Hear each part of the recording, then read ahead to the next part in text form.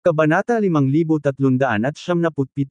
Saan man pumunta ang puso, ang katawan ay nagpapahinga. Kung ang puso ay mapayapa, ang katawan ay magiging ethereal. Ang espiritu ay hindi naiiral, at ito ay maglalaho sa kalangitan. Ang serye ng mga salita na ito ay hindi maiwasang lumitaw sa Jiang Chen's isip. Sa sandaling iyon, nanginginig ang kanyang buong katawan, hindi makapaniwala, naramdaman ang walang katapusang kapangyarihan na nagmumula sa gintong puno ng osmanthus, na parabang napipilitan nito ang kalangitan. Nalalagas ang isang dahon, alam ang buhay at kamatayan ng lahat ng bagay. Si Jiang Chen ay nakatayo sa ilalim ng ginintoang puno ng osmanthus, at isang dahon ang nahulog sa kanyang kamay. Sa sandaling iyon, marahan niya itong hinawakan, at ang gintong puno ng osmanthus ay ganap na sumanib sa kanyang sarili. Salamat sa regalo, Senyor. Pumasok na ang kaluluwa ko sa kaharian ng kalahating emperador. Marahang hinaplos ni Jiang Chen ang dahon. Sa isang iglap, natunaw ang dahon sa palad ni Jiang Chen at nawala ng walang bakas. Si Jiang Chen ay hindi masaya o malungkot, at ang kanyang kaluluwa ay sumailalim sa isang nakakagulat na pagbabago. Gayunpaman, hindi siya pumasok sa isang estado ng lubos na kaligayahan, ngunit nakatuon sa wala, ni masaya sa mga bagay o malungkot sa kanyang sarili.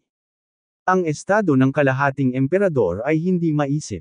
Kahit na si Pan Shen ay nasa pinakamalakas na, ang kanyang kaluluwa ay hindi pa nakarating sa ganoong estado.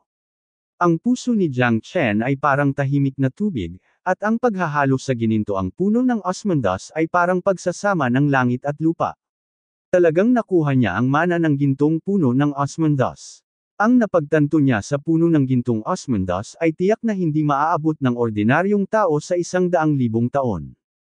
Ang kapangyarihan ng banal na kaluluwa ay tahimik na binago sa kapangyarihan ng kaluluwa ng bituin, na nagpapahintulot sa kanya na lumipat sa pagitan ng langit at lupa ng madali.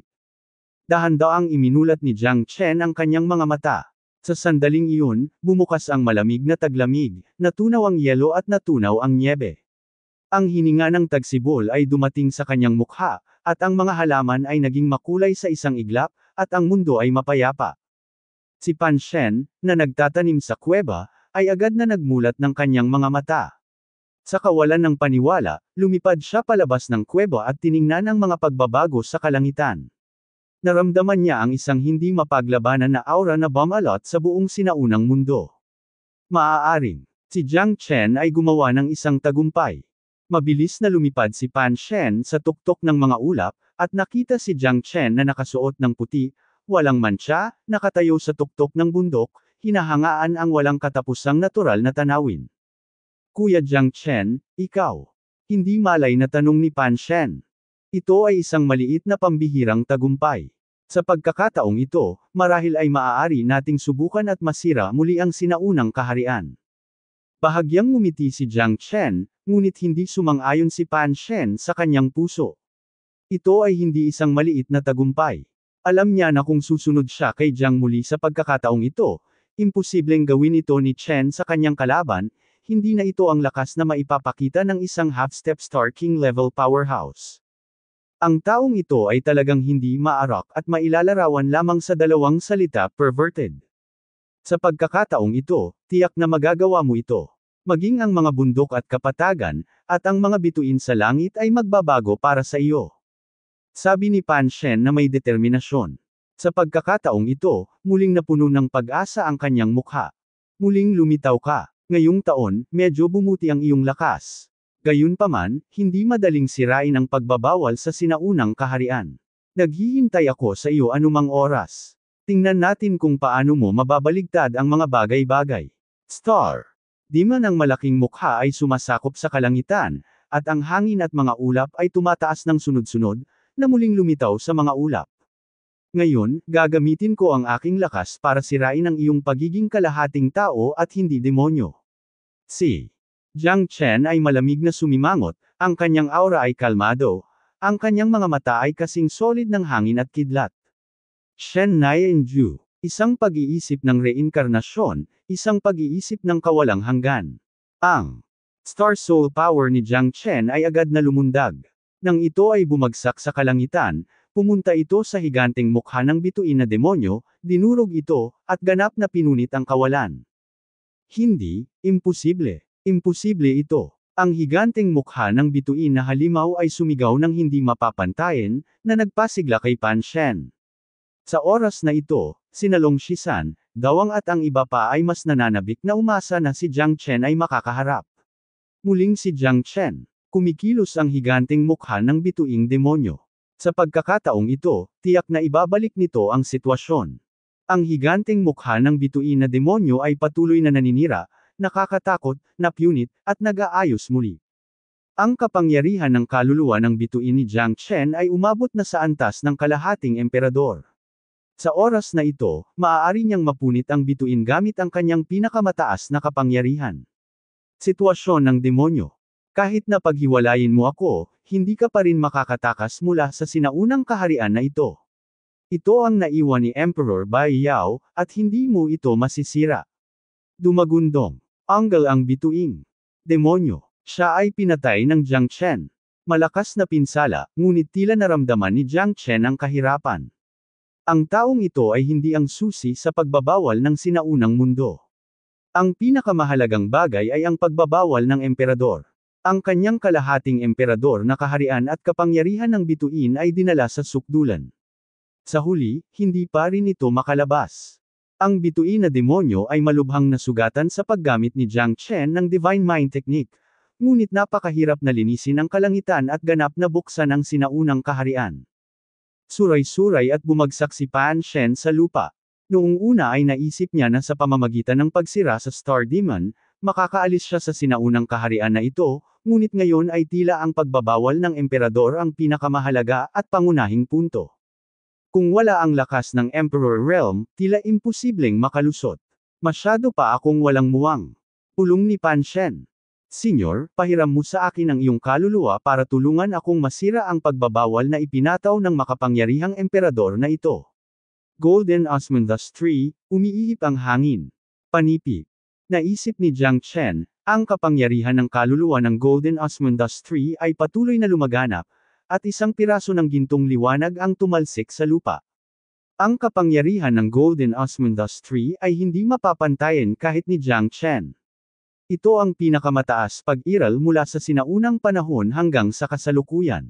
Bagamat ang ginintuang puno ng Osmanthus hindi niya maiwan ang Ancestral Dragon Tower ni Jiang Chen, ngunit nagamit siya ni Jiang Chen upang gamitin ang ginintuang espiritu ng Osmanthus upang lumiwanag sa 8 kaparangan. Ito. Humigpit ang mga mag-aaral ni Pan Shen, tinitigan siya ng mabuti. Jiang Chen, anong klaseng pag-iral ang lalaking ito? Anong uri ng mga sekreto ang hawak niya? Paano posible na ito ang aura ng isang malakas na tao sa Imperial Realm, at ang kapangyarihang ito ng kaluluwa ay talagang nagmumula sa katawan ni Jiang Chen? Ano ang magagawa sa akin ng Emperor kung pagbabawalan niya ako? Panipi. Umuungal si Jiang Chen, at nawala ang mga ulap. Sa oras na ito, maging ang mukha ng bituin na demonyo ay ganap na nabaluktot at naglaho. Sa itaas ng kalangitan, mayroong isang pulutong ng mga bituin, at ang mundo ng universo ay agad na malinaw. Ang ipinagbawal ito ng Great Emperor at tuluyang nawala. Nauutol na sabi ni Pan Shen. Panipi. Ako, lumabas ba talaga ako? Panipi. Sa sandaling iyon, tumangala si Pan Shen at napabuntong hininga, umiiyak ng mapait. Si Pan Shen ay umiyak sa tuwa, walang anumang bagahe na masasabi, tulad ng isang bata, inosente, at ang kagalakan ng mawala at matagpuan ay bumalot sa kanyang puso. Sa loob ng libu-libong taon, si Pan Shen ay para sa isang Diyos, ito ay talagang labis na pagdurusa. Kahit na siya ay isang walang kamatayan sa kaharian na ito, siya ay isang bilangguan pa rin sa langit at lupa. Mula sa sandaling ito, siya ay malaya, at hindi na siya kailangang makulong sa malaimpyernong lugar na ito. Ang kalagayan ng pag-iisip ni Jiang Chen ni Pan Shen ay isang bagay na kahit si Jiang Chen ay hindi maisip o maramdaman. Gayunpaman, sa madaling salita, sa pagkakataong ito ay natupad niya ang mga inaasahan at sa wakas ay nalagpasan ang pagbabawal dito, sinaunang kaharian. Muling tumulak ang kanilang pag-asa. Gagagaga, sabihin ko sa iyo, Xiao Chen, she will surely live up to my expectations.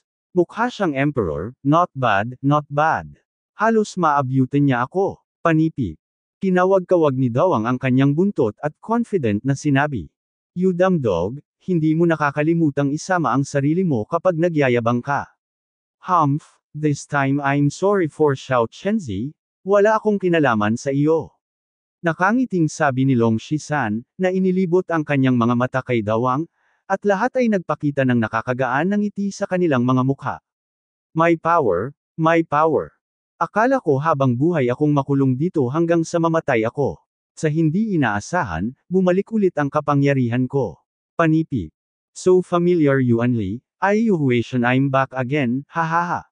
Kung hindi ako sisirain ng langit, ako, si Qi Xianling, ay babangon sa bandang huli. Sa paanan ng bundok, sina Qi Xianling, Yu Huatian at iba pa, gaskosan at gaskosan, parang mga pulubi, ay tuwang-tuwa, na puno ng mukha. Ang kaba, at galit ay bumalot sa aking puso.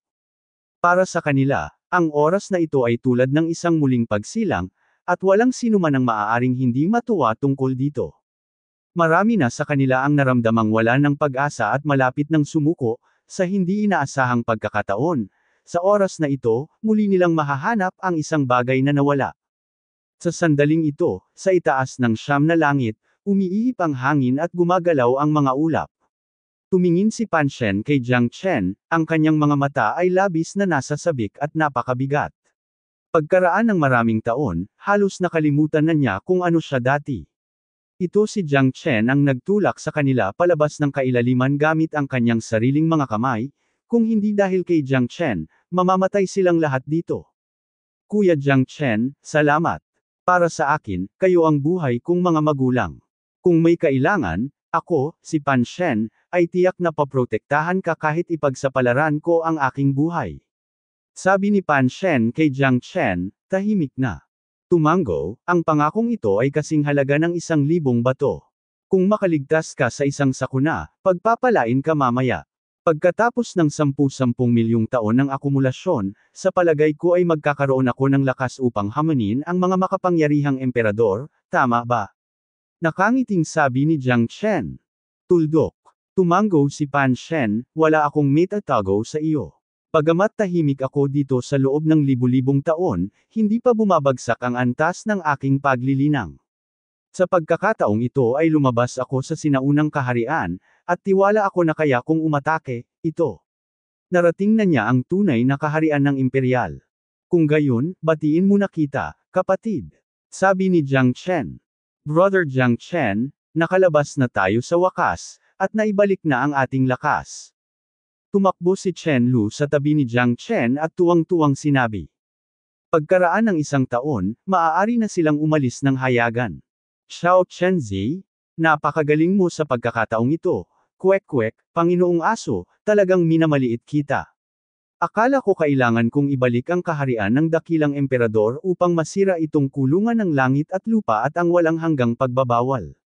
Dumating si Dawang overwag ang kanyang buntot dragon.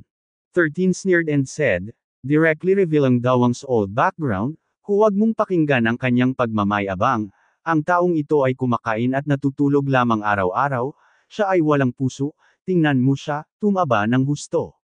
Huwag kang magsalita ng kalokohan, mabahong unggoy, may kalamnan ako. Galit na sabi ni Dawang. Basta hindi ka bulag, masasabi mo. Ang taba ng karne ay ang taba ng karne. Hindi ako kumakain ng karne ng aso. Takot ka sa bola. Kumalaklak si Long Shisan. Ngunit sa oras na ito, isang malamig na sigaw ang muling nagmula sa langit. Napakaraming halimaw sa panahon ng kaguluhan, nagawa niyang sirain ang pagbabawal ng emperador, ngunit mula ngayon, malaya na rin ako, ha. Ang boses ng bituing demonyo ay nagpalubog sa puso ni Jiang Chen at Pan Shen, at nagkatinginan sila. Ang lalaking ito ay palaging nakabandito. Ngayong na-unlock na natin ang pagbabawal, nakalaya na rin siya. Bahagyang naningkit ang mga mata ni Pan Shen. Sa oras na ito, ang pinakamalaking kaaway nila ay ang bituing demonyong ito. Lola, dahil ang selyo ay na-unblock, bakit ka natatakot sa isang bola? Damn it! Panipi. Hinawakan ni Long Shisan si Optimus Prime sa kanyang kamay at itinuro ang walang laman na may layuning makipaglaban. Tama, Ginoong Aso, hindi na ako makapaghintay ng mahabang panahon, kwek-kwek. Ang dalawang militanteng sina Dawang at Long Shisan ay nakatayo sa tabi ni Jiang Chen sa sandaling ito, handang sumugod sa pormasayo ng kalaban at patayin siya anumang oras. Walang natitira pang mga piraso ng sandata, at kahit nakaharap ang pambihirang bituing demonyong ito, hinding-hindi siya magpapakita ng anumang awa. Dapat tanggalin ang halimaw na ito. Ang mga mata ni Jiang Chen ay kumislap ng malamig na liwanag. Kung ibababa niya ang bituing demonyo, tiyak na mas mapapaunlad pa niya. Maaaring ang taong ito ay isang mahusay na gamot na pampalakas para sa kanya, at maaari pa nga niyang magawa, sa kung hindi mo makakamit ang katayuan ng isang mahusay na emperador, ang lahat ay nakasalalay sa kanya. Mula nang pumasok siya sa walang hanggang mundong ito at sa mabituing kalangitan, ang taong ito ang siyang naiisip niya. Sa tingin ko noon, ang dalawang dakilang emperador ay nag-aatubili na ipinagbawal ito. Bagamat ang kasalukuyang bituin na demonyo ay hindi na tulad ng dati, hanggat maaari itong alisin, ito ay magiging malaking pakinabang sa kapangyarihan ng mga bituin na iyon, cultivates, at ang Star Gang ay gagawan ng mabilis na pag-unlad. Iilan lang sa inyo, gusto nyo rin akong tanungin. Mapunta kayong lahat sa impyerno. Sino kayang gumawa ng kahit ano sa akin sa universo na ito? Pagbalik ko sa taas, gusto kong ako lang mag-isa sa mundong ito. Sumigaw ang demonyo, ang higanteng mukha ay nakatayo sa langit, tulad ng isang Diyos. Ang mukha ay may matalim na mga gilid at sulok, at ang asher na liwanag ay kumikinang sa lahat ng tao sa sinaunang mundo. Sa isang sulok, parang malapit na ang katapusan ng mundo. Sword in hand, follow me, kill. Sigaw ni Jiang Chen, nangunguna sa pag-atake at pagharap sa Star Demon. Si Big Huang at Long Shisan ay sumunod na malapit sa likod. Ang tatlo sa kanila ay parang trident, na nagmamadali patungo sa siyam na langit, walang takot at malakas. Kaaway, lumaban hanggang kamatayan. Ang higanteng mukha na binago ng bituin na demonyo ay nilamon ang langit at ang lupa, at ang asher na mukha nito ay napakalaki. Ang mga mata ni Jiang Chen ay puno ng fighting spirit, pinapatay ang bituin na demonyo at muling binago ang kaluwalhatian ng kapangyarihan ng mga bituin. Ang Tianlong Sword ay lumipad at tumagos sa kalangitan. Nasa half-step Star-Lord level din ang lakas ng Star Demon. Wala na siyang 3 o 5 taon na nakulong dito. Gaya ni Pan Shen, mayroon na siyang lakas at momentum sa loob ng libu-libong taon, ngunit hindi pa rin siya nakakawala, sa pamamagitan ng kawalan, kakayahan. Nakulong siya rito kasama si Pan Shen. Akala niya ay sabuatan iyon ng bituing demonyo, ngunit hindi niya inaasahan na siya, ang hari ng demonyo sa mundo, ay aksidenteng napalaya. Sa labanan ngayon, kapatid, sasamahan kita sa pakikipaglaban sa kalangitan. Wawasakin ko ang bastard na ito. Hinawakan ni Pan Shen ang isang halberd sa kanyang kamay at umabant at umatras kasama ang tatlong magkapatid na Jiang Chen. Isang ngiti ang lumitaw sa sulok ng bibig ni Jiang Chen at tumingin siya kay Pan Shen. Kung kumilos si Brother Pan Shen, tiyak na mamamatay ang halimaw na ito. Ang pinakamagaling niya ay ang materialization ng mga bituin, ang pagsabog ng mga superstar. And the ultimate use of the power of stars, which can be used ang mga bituin sa langit ay para sa sarili niyang gamit. Kahit saan man siya magpunta, hindi siya magagapit. Ngunit ito ang lakas na taglay niya noong lumaban siya sa emperador. Hindi ko alam kung gaano karaming lakas ang natitira niya ngayon. Seryosong sabi ni Pan Shen. Sa pamamagitan lamang ng pagkilala sa iyong sarili at sa kalaban maaari kang maging matagumpay.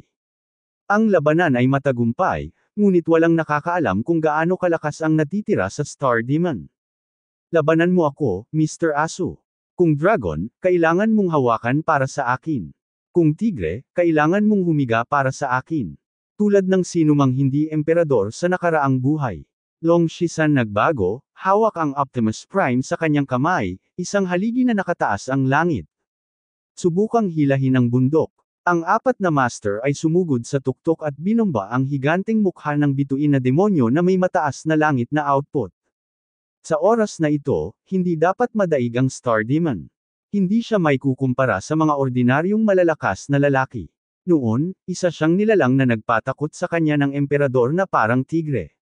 Bagamat nawala na siya ng lakas ng loob gaya ng dati, ang bituin Napakalakas pa rin ang combat power ng demonyo, out of the ordinary. Mula sa malalaking asul na mga mata, ang maliwanag na sinag ng liwanag ay patuloy na sumilip. Ang liwanag ng mga bituin ay bumaril sa kawalan. Ang mga bundok sa buong sinaunang mundo ay agad na pinutol ng asul na liwanag at nahati sa dalawa. Ang mga bundok ay bumagsak at gamulong pababa. Ang mga bundok ay gumuguho at nanginginig. Hawak ni Jiang Chen ang Heavenly Dragon Sword sa kanyang kamay at nagmamadaling pumunta sa harapan gamit ang kapangyarihan ng mga asul na bituin. Siya lang ang makakalaban sa opens iba ng Star Demon. Boom! Boom! Boom!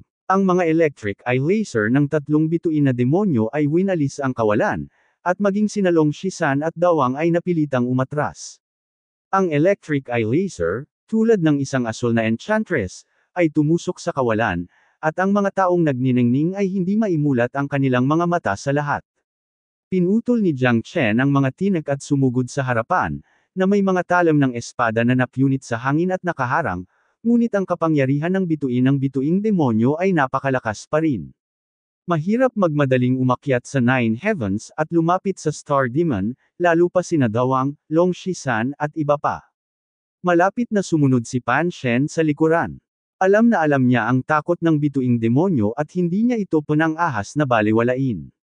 Sunod-sunod niyang ipinutok ang mga sail sa hangin at iwinagayway ang kanyang halberd sa isang mabangis na labanan ng buhay at kamatayan, na nagtataboy, sunod-sunod ang kapangyarihan ng mga bituin. Kumilos ka kaagad, baka may magbago. Sabi ni Lan Lingji sa malalim na boses. Ang apat na babae ay nagtatanghal ng isang palabas, sinusundan sina Long Shisan, Dawang at iba pa.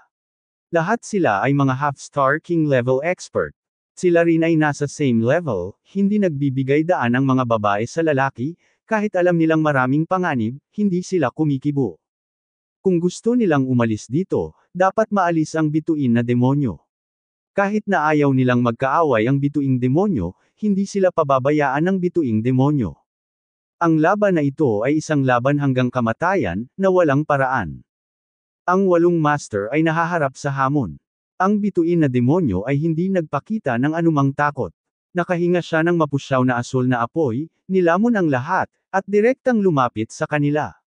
Biglang nagbago ang mga ekspresyon ng lahat. Apoy ng mga bituin. Umatras. Ulalas ni Pan Shen, at agad na nilamon ng apoy ang kawalan. Sa itaas ng 9 na langit, ang apoy ay nahulog sa mundo. Sa sandaling iyon, ang buong sinaunang mundo ay parang purgatorio sa lupa. Extreme Immortal Wind. Si Jiang Chen ay lumabas ng todo, at ang malakas na hangin ay tumawid, na agad na iniihip ang apoy ng mga bituin sa kalangitan. Sa ganitong paraan lamang maliligtas ang sinaunang kaharian mula sa pagkawasak at pagkawala ng mundo.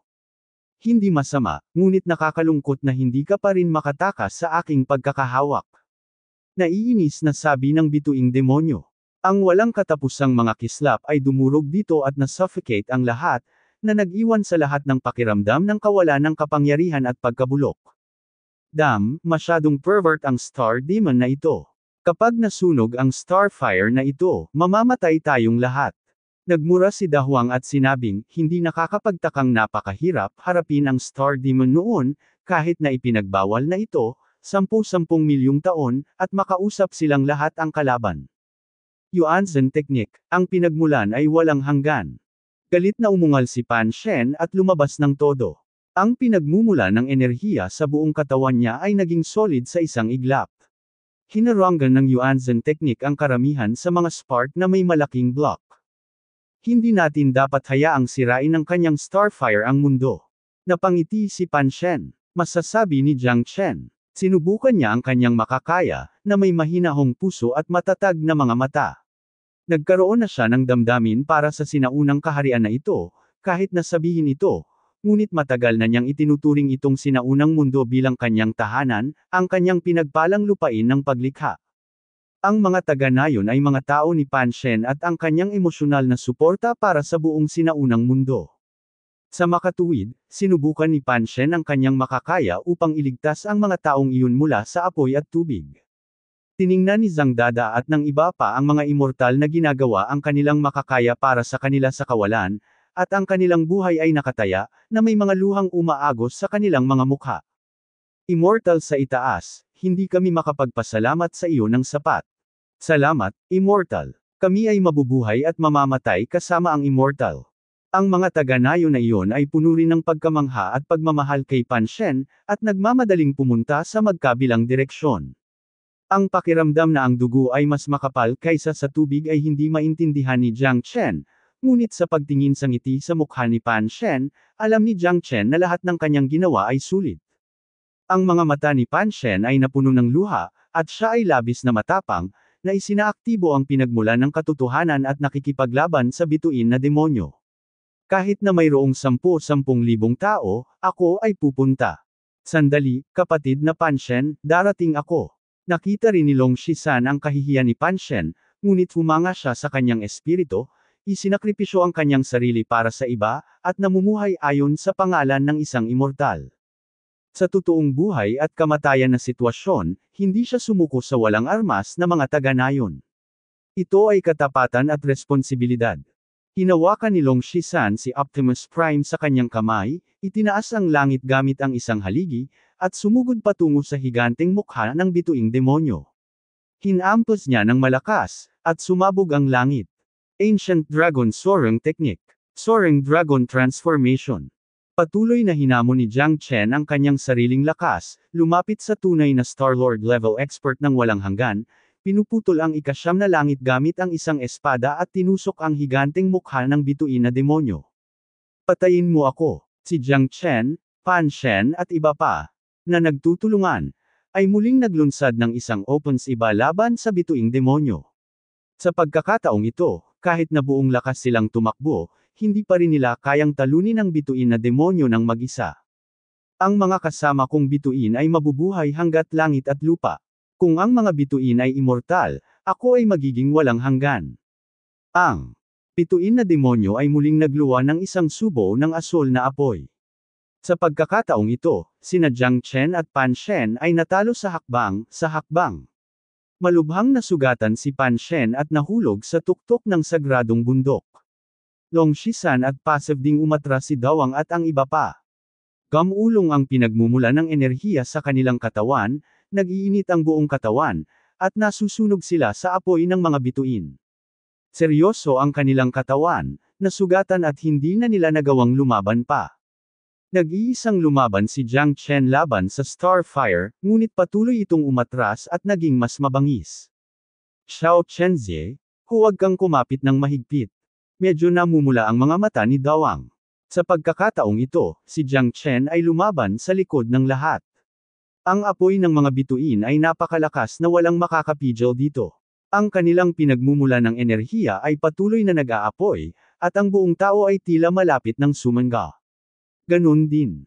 Si Jiang Chen ay nakatayo sa harapan, ang kanyang laman at dugo ay nagsisimula ng bumukas, naglalabas ng asol na apoy. Napaluha si Chenlo at tinakpan ang kanyang bibig, ngunit wala siyang magawa. Nakatitig lang siya sa kanyang minamahal na may pag-aalala. Huwag kang mag-alala, hindi ka mamamatay. Maliban sa akin, walang sinuman sa inyo ang makakapigil sa opens iba ng Star Demon. Ngumisi si Jiang Chen, at puspusan na ang laban. Sir alin ang mga uod na nanginginig sa puno. Ang bituin na demonyo ay nagbigay ng utos, nagdura ng apoy mula sa 7 butas nito, at ang apoy ng mga bituin ay ganap na bumalot kay Jiang Chen. Kapatid na Jiang Chen. Pinagmasdan ni Pan Shen si Jiang Chen na nilalamon ng apoy ng mga bituin, pinapasan ang lahat sa kanyang mga balikat at sumulong. Ang kanyang pag-asa ay naging mas manipis. Ang mga mata ni Jiang Chen ay nanatiling hindi natinag. Siya ay naghihintay ng pagkakataon. Hanggat ang Star Demon ay nagbabawas ng kanyang bantay, magagawa niyang samantalahin ang sitwasyon at pag-atake. Ang kontrol ni Xing Chengang sa kapangyarihan ng mga bituin ay maaaring hindi mas masahol pa para kay Jiang Chen kaysa sa Star Demon, ngunit kailangan niya ng pagkakataon. Kapag ang Star Demon ay nagpakawala ng kanyang bantay, pagkatapos ay oras na para sa kanya upang mag-strike ng husto. Malapit na ang iyong wakas. Malungkot na sabi ng higanteng bituin ng demonyong mukha. Umalangaw-ngaw sa tenga ng lahat ang halakhak, at puno ng kawalan ng pag-asa ang kanilang mga mata. Unang antas, ang liwanag ng bituin ay pumapasok sa katawan. Ikalawang antas, daang pinong mga bituin. Ikatlong antas, mga rainstorm na bituin. Ikaapat na antas, 10,000 bituin na gawa sa langit. Ikalimang antas, mahusay na death meteor. Diyang ipinagpatuloy ni Chen ang pag-activate ng Stargang, at ang kapangyarihan ng mga bituin sa kanyang katawan ay patuloy na umaandar, ngunit alam niyang hindi ito sapat. Kailangan niyang i-activate ang ika-6 na antas ng Stargang upang tunay na mabago ang kasalukuyang sitwasyon. Ika-6 na antas, baligtarin ang Chaos Tiangang. Ang kapangyarihan ng mga bituin sa katawan ni Jiang Chen ay lumundag sa isang iglap, walang iniwan na bakas ng enerhiya sa likod, at lumabas ng todo, para lang ganap na maputol ang higanteng Starfire ng Star Demon, Blockade. Paghihimagsik laban sa Tiangang, nabaligtad ang langit at lupa. Rebellion Tiangang. Labis na nabigla ang higanteng bituin na demonyo. Hindi niya inaasahan na ganoon kalakas at abnormal ang lakas ni Jiang Chen. Sinong mag-aakala na ang kapangyarihan ng mga bituin sa langit ay lubos na matatalo ng lakas ni Jiang Chen, mga bituin? Nagkagulo ang gang. Pinaligtad ng hakbang na ito ang kaguluhan ng Tiangang at direktang binago ang kapangyarihan ng mga bituin sa itaas ng 9 na bituin. Ang kapangyarihan ng mga bituin sa langit ay hinigop ni Jiang Chen sa isang iglap. Ang asul na halos ay patuloy na nagbabago sa kawalan, tulad ng mga bahaghari. Ang bawat tao'y nakaramdam ng matinding pang-aapi, at ang asul na halos ay lubhang nakasisilaw at malalim, na nananatili sa itaas ng ulo ni Jiang Chen. Kasabay nito, ang anino ng higanteng mukha ng bituin na demonyo ay naging mas madilim, at kahit na naging bahagyang baluktot. Naiintindihan ko. Nais ni Xiao Chenzi na guluhin ang kapangyarihan ng mga bituin sa universo at lamunin muli ito. Sa ganitong paraan, maaaring samantalahin ng kanyang Stargang ang pagkakataon. Sino ang nagsabi na ang bituing demonyo lamang ang maaaring sumipsip ng kapangyarihan ng mga bituin sa langit? Ha ha ha ha. Tuwang-tuwang sabi ni Dawang. Napakasira ng galaw ni Jiang Chen na maging ang mga Star Monsters ay hindi inaasahan. Ang tanging dahilan ay ang Xing Chengang ay masyadong malupit. Si Jiang Chen, ang tanging nilalang na kayang isakripisyo ang kapangyarihan ng mga bituin, ay siya. Ang mga limitasyon ng paghaharap ay kasinungalingan. Kapag naputol na ang kapangyarihan ng mga bituin, hindi na magkakaroon ng kalamangan ang bituin na demonyo. Sa oras na iyon, magkakapantay na ito kay Kuya Jiang. Malaki talaga ang mundo at walang kababalaghan. Kuya. Ang kapangyarihan ng mga bituin ni Jiang Chen ay talagang nakakabigla kay Gu Shuo. Ngayon, ito ay nakakabigla. Ito ang unang pagkakataon na narinig ko ito. Si Pan Shen ay labis ding nabigla. Si Jiang Chen ay nagawang lunukan ng kapangyarihan ng mga bituin dahil siya ay mula sa parehong ninuno ng bituin na demonyo. Kung gayon ang bituin na demonyo ay hindi magagawang patayin sila. Napakasimple. Kapag ang kapangyarihan ng mga bituin ay muling nahubog, ang lakas ng bituin na demonyo ay ganap na mawawala. Kung hindi ka lalaban ngayon, kailan ka pa maghihintay? Mag-charge ka. Nanguna si Long Shisan at sumugod sa bituing demonyo. Ito rin ang panahon kung kailan ang bituing demonyo ay nasa pinakamahina. Gaano man ito kaluwalhati, noon, nawala na ang kaluwalhatian nito ngayon. Ang paghihimagsik ni Jiang Chen laban kay Tiangang ay direktang naging sanhi ng pagkawala ng bituing demonyo sa karamihan ng kapangyarihan ng bituin nito. Lunukon mo, sigaw ni Jiang Chen sa malalim na boses, at lumabas ang sobrang nakakatakot na kapangyarihan. Ang tulong ni Xing Chengang ay nagpabuti pa sa kanya kaysa dati. Ang walang katapusang kapangyarihan ng mga bituin ay nagambala mula sa katawan ng bituing demonyo, at nawasak sa pamamagitan ng kanyang sarili, lumanok at sumisipsip, ang kumpiyansa ni Jiang Chen ay lumakas at lumakas. Hindi imposibleng patayin ang bituin na demonyo at masira ang walang hanggang kaharian na ito. Wala man lang tumigil bumaba, Pan Shen, Long Shisan, Dawang, lahat sila ay mabangis at makapangyarihan, dahil alam nilang ito na ang huling pagkakataong nilikha ni Jiang Chen para sa kanila. Bagamat si Jiang Chen pa rin ang pangunahing puwersa, silang ngunit walang anumang matumal, kung hindi, mahirap sabihin kung sino ang mananalo o matatalo sa mapagpasyang labanan kasama si Jiang Chen lamang. Alam ni Pan Shen na ang Star Demon noon ay sobrang nakakatakot noong ito ay nasa kasaganaan, kaya noong una niyang malaman na umiiral pa rin ang Star Demon, kahit si Pan Shen ay walang pagtutol sa Star Demon. Nakakita na siya ng matataas na bundok, naiintindihan ko rin ang katakutan ng pagtingala sa mga bundok. Ngunit iba na ngayon. Ang mga bundok ay pinutol na, at sa sobrang lakas ng tulong ni Jiang Chen, si Jiang Chen ay maaaring sumikat sa sinaunang kaharian na ito at tunay na baguhin ang sinaunang mundo na tahimik sa 10-10 milyong taon. Ang bituin na demonyo ay ganap na pinatay. Patayin ang bituin na demonyo at agawin ang kalayaan. Itinaas ni Pan Shen ang kanyang divine halberd ng mataas at sumigaw na parang kulog. Excited at shockang ang crowd. Ang salitang kalayaan ay ang pinakamahalagang bagay, dahil kapag hindi nila nalalampasan ang hadlang ng bituing demonyo, sila ay mapapawi pa rin, kaya't ang lahat ay hindi kailanman nagpapahina sa lahat. Ito ang kanilang pangarap, at ito lamang ang nag-iisang direksyon na nagkakahalaga ng pagtatrabaho. Sa oras na ito, ang kapangyarihan ng mga bituin ni Jiang Chen ay patuloy na tumataas. Sa pagkakataong ito, ang kapangyarihan ng mga bituin ay nagparamdam sa kanya na para siyang nilalamon ng isang balyina. Ito ay kasiya siya. Kaakibat ng Soaring Dragon Technique, ang kanyang lakas na walang katapusan na malapit sa isang Star-Lord level powerhouse. Si Jiang Chen ay sumugod sa harapan, na may mga bahid ng asol na enerhiya ng espada na tumatama sa mabituing kalangitan. Nahaharap sa ikalawang alon ng malalakas na pag-atake, ang bituin na demonyo ay hindi na nang ahas na baliwalain ito. Ginamit ni Pan Shen at ng iba pa ang lahat ng kanilang pamamaraan, gamit ang 18 mga uri ng martial arts, hindi nahulog, at ginamit pa ang lakas sa pagsuso ng gatas. Kailangan kong bigyan ng nakamamatay na suntok ang taong ito. Ang pinanggagalingan ng opens iba ni Pan Shen at ng iba pa ay hindi kailanman nagawang saktan ang pundasyon ng bituing demonyo, mas lalo lang itong nakakanerbiyos. Ang tanging makakasakit sa bituin na demonyo ay si Jiang Chen. Ang star power ni Jiang Chen ay dumami ng parami, at ang star gang ay sobrang nakakatakot na kahit ang star demon ay nakaramdam ng inis. Ang taong ito ay parang pump ng dugo, na nagbobomba ng kanyang dugo, ngunit siya ay walang kapangyarihan. Nararamdaman ni Jiang Chen na ang kanyang sword energy ay maaaring makasakit sa star demon, at ang mukha nito ay naging mas mabangis. Sa oras na ito na ang borderless sword ay tunay na nagpakita ng kapangyarihan ng kanyang napakalakas na sword energy. Ang kapangyarihan ng mga bituin ay hindi mas mahina kaysa sa kapangyarihan ng pinagmulan, ito ay mas malakas. Hanggat may mga bituin, sa mabituing langit at lahat ng kaharian, ang kapangyarihan ng mga bituin ay nasa lahat ng dako. Ito ang pinaka-nakakatakot na lugar. Walang sinuman sa mundo ang makaka-absorb ng kapangyarihan ng mga bituin, gamitin ito para sa iyong sariling paggamit. Hanggat nagagawa ito ni Jiang Chen, kaya niyang baguhin ang mundo.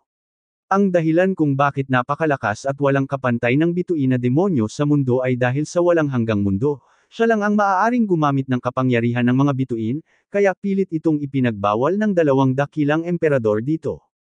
Ngunit sa pagkakataong ito, hindi inaasahan ng bituing demonyo na may taong makakagamit ng kapangyarihan ng mga bituin. Ngayon, ang hakbang ni Jiang Chen na reverse chaos tiangang, ay direktang nakakagambala sa lahat ng kapangyarihan ng mga bituin. Hindi na ito ang nag-iisa sa mabituing kalangitan. Sinasamantala ni Jiang Chen ang sitwasyon upang agawin ang kapangyarihan ng mga bituin. Habang bumababa ang isa at ang isa ay tumaas, ang labanan sa pagitan ng dalawang panig ay nagsisimula, natural na nagiging mas at higit na pagkapatas. Noong una, ang bituin na demonyo ay hindi pinapansin si Jiang Chen at ang iba pa, ngunit ngayon ay sa wakas ay ibinalik niya ang kanyang pera na may kita. Sword 42. Sword 43. Ang walang hanggan na espada ay sumusulong ng walang katapusan, at nagiging mas nakakatakot sa ilalim ng pagbabago ng kapangyarihan ng mga bituin. Sword 44. Ang mga bituin ay parang mga espada. Si Jiang Chen ay patuloy na naglalaslas, isa-isa gamit ang sword energy ng mga bituin, at libo-libong mga espada ang nagpaputok sa higanteng mukha ng bituin na demonyo. Ang Sword of Nowhere ay gumawa ng isa pang pambihirang tagumpay. Sa pagkakataong ito, ang lakas ng espada ng mga bituin ay iba sa nakaraan. Sa ilalim ng paghahalo ng kapangyarihan ng mga bituin, naabot nito ang rurok nito. Ang lakas ng espada ng kapangyarihan ng bituin ay hindi mas mahina kaysa sa ang sword energy na pinanggalingan. Ang kakaibang water sword energy ay umabot na sa tugatog nito. Ang blue sword energy ay sobrang liwanag. Ito ay kinuha sa mga bituin at ginamit ng mga bituin. Ito ang tunay na kahulugan ng espada. Ang espada ay tumuturo sa ang kalsada. Sabay-sabay na pinaputok ang libu-libong espada. Galit na ekspresyon ng higanteng mukha ng bituing demonyo, may bakas ng gulat. Panay ang pag-vibrate nito, parang mga alon ng tubig. Ang mga espada ng mga bituin ay tumusok sa langit at ang higanteng mukha ng ang bituing demonyo. Ang tunog ay naramdaman ng lahat ng mundo sa sansinukob. Ang nakakadurog ng pusong hiyawan ay kasing dagandong ng hangin at makapigil hiningang. Tinakpan ng lahat ang kanilang mga tenga at sumasakit ang ulo. Ang mga hiyawan mula sa higanteng mukha ng bituing demonyo ay ibang-iba sa mga tao. Ito ay isang hindi maisip na banda ng alon sa mabituing kalangitan. Si Jiang Chen ay dumudugo mula sa lahat ng kanyang mga bibig at sa kanyang bibig at nanginginig ang ilong, ngunit hindi siya nang ahas na huminto, ito lang ang pagkakataon niya. Ang isang pag-iisip ay walang hanggan. Ang kapangyarihan ng kaluluwa ni Jiang Chen ay muling nanag sa kalangitan at napuno ng hangin. Sa tulong ng kapangyarihan ng mga bituin, ang mabituing banda sa kalangitan ay ganap na napatahimik. Ang kaluluwa ni Jiang Chen ay ganap na nahawakan ang pag-iral ng bituing demonyo. Pumunta ka sa impyerno. Ginamit ni Jiang Chen ang huling kaunting lakas sa kanyang katawan at gumamit ng dalawang-pronged approach, na may perpektong kooperasyon ng borderless sword at ng kapangyarihan ng divine soul. Sa wakas, ang higanteng mukha ng bituin na demonyo ay nabasag, unti-unti, na may hindi mabilang na siksik na bitek na lumilitaw. Hindi ako maaaring mamatay. Ako ay immortal, hindi ako maaaring mamatay. Hindi, sa sandaling ito, ang higanteng mukha ng bituin na demonyo ay tuluyang nabasag at naging mga tuldok ng liwanag ng bituin, na nakakalat sa universo.